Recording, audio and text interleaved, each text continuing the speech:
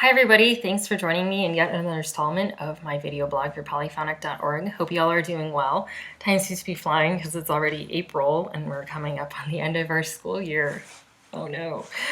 This morning and yesterday morning I was playing children's concerts with the Champaign Urbana Symphony. It was probably the best children's concert I had played in a very long time, and in these concerts we taught the kids about different musical styles. The music teachers at participating schools prepared their students for this concert beforehand by talking to them and introducing to them about this, to the styles first before they came into the concert halls. And the kids were really into it, and that was just a wonderful thing to see, especially because I've become accustomed to seeing at least one audience member falling asleep during these concerts. This year, however, there weren't any, and I think a good part of this is due not only to the fact that we were talking about things that they already knew a little about and that they could identify with, but also because they were asked to participate throughout the concerts by applauding or clapping along or following along to rhythms that the conductor was demonstrating. We had these signs placed on stage with each of the musical styles written on them, and the orchestra would perform examples of the music in that style, and then the audience would guess which musical style they thought it was by clapping when the conductor indicated to the sign with the styles on it. And it seems like this constant interactivity was the key to holding their attentions and their enthusiasm. And I had a ton of fun playing the concerts too, and I'm sure my performance was affected by the audience's enthusiasm and this communication between the audience and the stage, and I think they really could feel that. So in this way, it was just a completely holistic concert experience and a learning experience.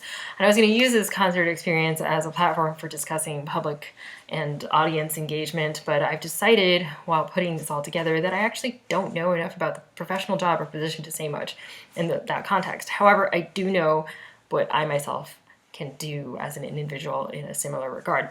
So even if the wording context of a job description isn't necessarily obvious to me, I do know that as a musician and as a librarian, engagement is a very important thing.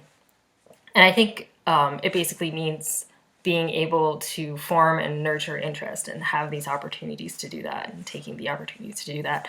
Librarians are background players. We're pretty much in hiding.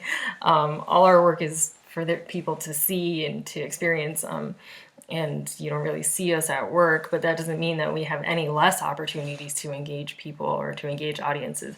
You might be surprised to know just how fascinated some people become when I explain or demonstrate marking bowings or transposing parts for another part to play.